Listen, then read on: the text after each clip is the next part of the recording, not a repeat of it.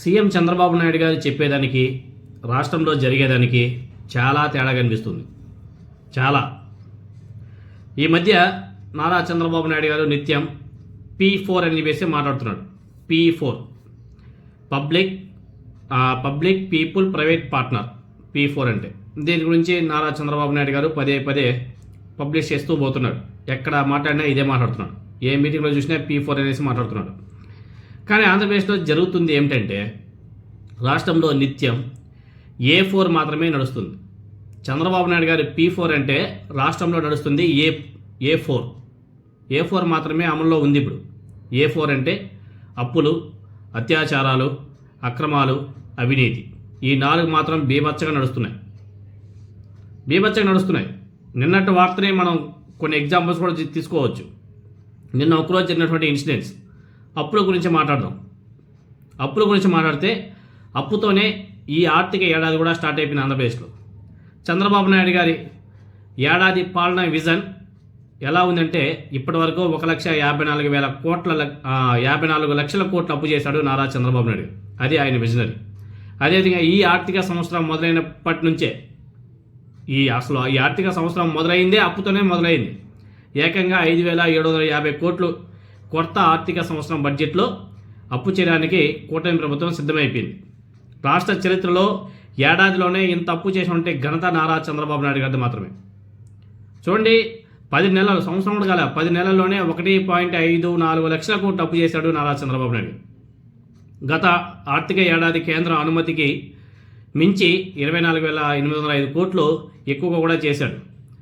ఇన్ని అప్పులు చేస్తూ కూడా సూపర్ 6 ఇప్పటివరకు అమలు చేయడం లేదు. విద్యార్థులకు ఫీజు రింబర్స్మెంట్ ఇవ్వడం లేదు. తల్లులకు తల్లి వందనం ఇవ్వడం లేదు. రైతులకు రైతు భరోసా ఇవ్వడం లేదు. ఆరోగ్యశ్రీ కంప్లీట్గా క్లోజ్ చేసినారు. ఇన్ని లక్షల కోట్లు అప్పు చేస్తూ మరి ఆ డబ్బంతా కూడా ఎక్కడికి పోయింది? ఇలా సంపద సృష్టి, ఇదే అభివృద్ధి, ఇదే పూర్టు రిచ్ అని చెప్పేసి ప్రతి ఒక్కరు కూడా భావించాలేము. తర్వాత రెండోది అవినీతి. తెలుగుదేశం పార్టీ ఎమ్మెల్యే ఎరపతినేని గారి అవినీతి దాహం, సిమెంట్ పరిశ్రమలకు శాపం. పల్నాడు జిల్లాలో భవ్య సిమెంట్, అదేవిధంగా సెట్టినాడ్ సంస్థల మీద గూండాగిరి కూడా చేస్తున్నాడు.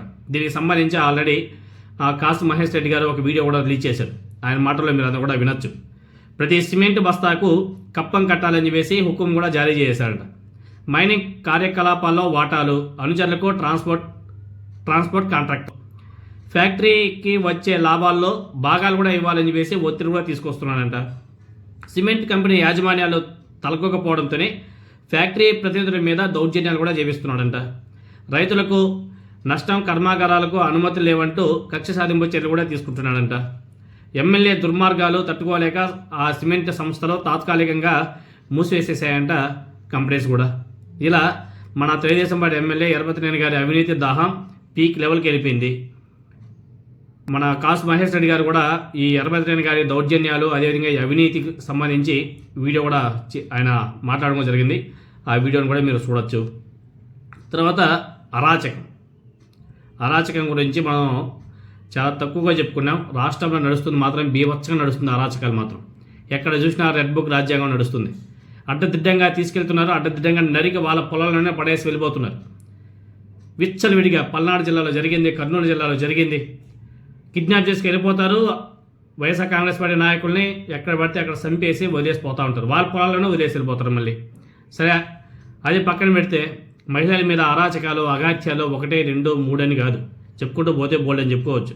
ఇంటికి వెళ్ళి ఒక మహిళను పొడి చేసి పారిపోయాడంట.